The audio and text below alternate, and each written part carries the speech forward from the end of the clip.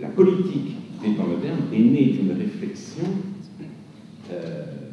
traumatisée, si je puis dire, une réflexion causée, d'un traumatisme causé par les guerres de religion, qui avaient été des guerres d'anéantissement. Toute la pensée politique moderne, à partir du XVIIe siècle, ça a été comment en sortir, comment sortir du mal suprême, et comme disait Pascal, la guerre civile. Or, au XXe siècle, la guerre civile est redevenue le paradigme de la politique, ne doit plus le redevenir. Si vous lisez Trotsky, leur morale et la nôtre, la lutte de classe est perçue comme une guerre civile. Et dans une guerre civile, il n'y a pas une morale universelle, il y a deux morales, puisque l'universel est remis à deux mains.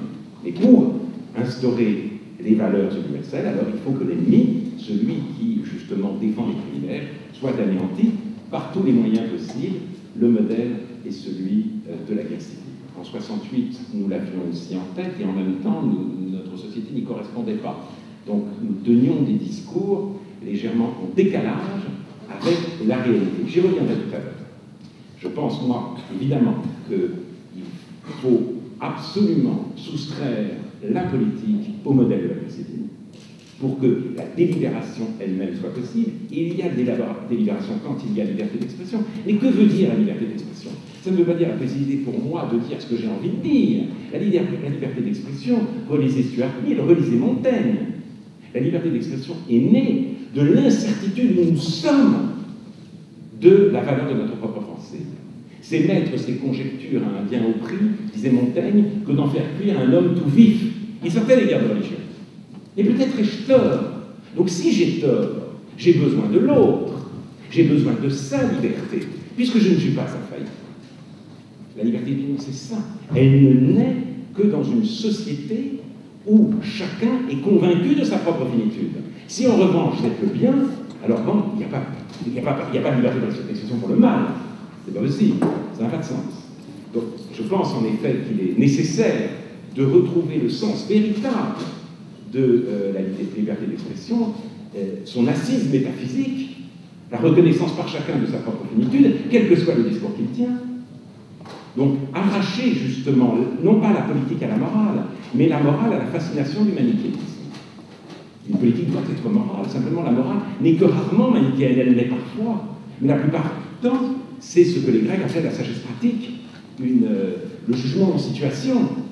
Qu'est-ce qu'on fait en situation d'incertitude, justement? Voilà. Et si ces conditions ne sont pas réunies, alors on assiste soit au spectacle dérisoire d'aujourd'hui, soit à bien pire. Mais je voudrais ajouter quelque chose. Je me suis posé la question aussi, moi, à quel camp j'appartiens? Il y a un moment de ma vie où mon appartenance à la gauche allait de soi. Et ce moment, était déjà même antérieur aux années 60, à 68. Quand j'étais lycéen, j'étais de gauche. Nous étions tous des lycéens progressistes, enfin, autour de moi. J'étais de gauche, et mes parents aussi, toujours ils disaient un peu de gauche. Enfin, l'idole familiale, c'était Pierre Mendès France, et mon père a toujours voté à gauche, et moi j'étais plus à gauche que mon père. Et tout allait bien. Et quand j'étais en 68, j'étais gauchiste. Et puis à un moment donné où effectivement, j'ai cru, j'ai pris mon essor, je me suis senti libre, et je n'ai plus été de gauche avec le même automatisme. Serais-je devenu de droite? Si c'était vrai, je n'aurais aucune peine à le dire. D'ailleurs, c'est ce que Camus a écrit dans sa polémique avec Sartre et Janson au moment de la révolte. Il faut relire cette polémique. Il faut relire ce que Camus a reçu de gens de ce type pour ce qu'il a écrit dans la révolte, qui est une critique d'une certaine démesure dans la révolte. Bon, Camus dit, moi je recherche la vérité, si elle était de droite, j'y serais. Bon. Alors moi je pourrais dire la même chose, si ce qui me semble être la vérité des droits, j'y serais. Je crois que les choses se posent en termes tout à fait différents, en tout cas pour moi. Je crois que c'est Hans Jonas qui peut nous aider, ce philosophe allemand, qui est l'auteur d'un grand livre de philosophie, Le principe responsabilité, un livre fondateur de l'écologie, dit-on, mais de beaucoup plus que l'écologie. Il dit la politique, et notamment la politique radicale, a été inspirée par le principe espérance. Changer le monde, réaliser la liberté. Et il dit, nous changeons de paradigme parce que précisément, la fragilité a changé de camp. Le monde, nous en devenons responsables précisément parce que nous pouvons l'abîmer et le détruire. Donc, dit-il, il faut reconvertir l'enthousiasme pour la révolution en enthousiasme pour la modération. Mais la modération dont il parle, c'est la modération écologique qui nous est demandée, par exemple. C'est-à-dire, oui, préserver la Terre, une éthique de la préservation, une éthique des limites, dont parlait Camus aussi. Et si vous raisonnez en ces termes, les mots de gauche et de droite n'ont pas de sens, parce que, au fond, la gauche et la droite sont progressistes exactement de la même façon. La droite de manière plus efficace que la gauche. Mais ni l'une ni l'autre ne sont préparés à assumer ou à traduire politiquement le principe responsabilité. Ou, pour le dire avec Camus en 1957, lors de sa conférence du Nobel, toutes les générations se sera vouées à refaire le monde. J'appartiens à une génération dont la tâche n'est pas moins grande, empêcher que le monde ne se défasse. C'est de droite ou c'est de gauche, ça? C'est très difficile à dire. Et personnellement, je dirais que je plaide pour une écologie généralisée. C'est-à-dire que l'inquiétude qui peut être la mienne ne concerne pas simplement la terre. Elle peut concerner aussi la langue. Il peut y avoir une écologie de la langue. Quand on me dit la langue vit, et alors? Elle peut vivre de plusieurs manières. Elle peut vivre en se rabougrissant. Et tel me semble être le cas. Elle peut vivre en étant de moins en moins bien parlée. On n'est pas créateur sous prétexte qu'on utilise des mots nouveaux. Un mot nouveau peut remplacer 150 mots, c'est-à-dire 150 nuances. Qu'est-ce qu'on fait dans ces cas-là? Que dit-on? Et peut-on dire que l'idée, comment dire, d'une fragilité de la langue est de droite? Il suffit d'entendre les politiciens de droite pour bien comprendre que ce n'est pas leur problème. De même pour la culture, ce n'est pas leur problème. La culture est l'objet des mêmes sollicitudes politiques de la gauche et de la droite. Le modèle vient de Jack Lang, mais depuis Jack Lang, tous les ministres de la culture sont Jack Lang.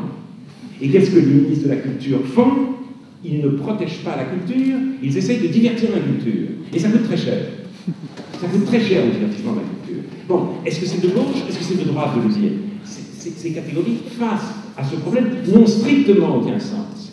Et il est très, très inquiétant pour précisément des étudiants de gauche de ne pas prendre la mesure de cette réalité, c'est-à-dire de répéter un certain nombre de slogans éculés, de revenir à des chansons quand même que le totalitarisme aurait dû nous interdire de chanter. Moi, je me souviens de 1981, j'étais avec des amis, j'étais évidemment le 10 mai 1981, j'avais voté Mitterrand, comme tout le monde.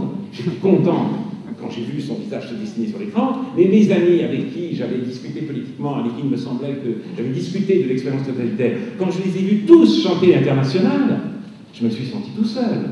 Bien, c'est pas possible, ce n'est pas possible. Donc, et là, tout d'un coup, ça recommence comme si de rien n'était. Et l'une des grandes tristesses que l'on peut éprouver devant des mouvements comme celui-là, c'est qu'il n'y a pas d'héritage de l'antitotalitarisme. Il y a un héritage de l'antifascisme, il y a un héritage de l'antinazisme que l'antiracisme idéologique actuel exploite. Mais un héritage de l'antitotalitarisme, non. On ne sait plus ce que c'est. On pense avec les mots et les discours qui ont plongé dans une souffrance inouïe les peuples d'Europe centrale et orientale. Et cette souffrance n'a pas existé. Et mai 68, et ça, ce sera l'objection majeure que je fais à la commémoration d'aujourd'hui, son caractère narcissique, franco-centré. On est tellement heureux que Paris était le centre du monde. C'est ça, Bastille, qu'on fait ça comme ça n'était nulle part ailleurs. Mais il n'est pas vrai que Paris était le centre du monde en 68. Ce n'est pas vrai. Le centre du monde en 68, c'était Prague. C'était Prague, ce n'était pas Paris. Et le printemps de Prague, c'était le contraire du printemps parisien. Le contraire. C'était des gens qui voulaient la liberté, et c'était des gens qui étaient non pas habités par le lyrisme révolutionnaire, extatique et chantant, mais par le scepticisme post-révolutionnaire. C'était ça, comme l'a dit Kundera. C'était ça. Et nous devrions être les héritiers du printemps de Prague. Parce que si nous devenons les héritiers de 68, et purement les héritiers de 68, qui n'avaient pas que de mauvais aspects, alors, effectivement, nous effaçons un pan immense de l'histoire de l'Europe, et nous reprenons contact avec 68 avec de plus bêtes, c'est-à-dire les chansons.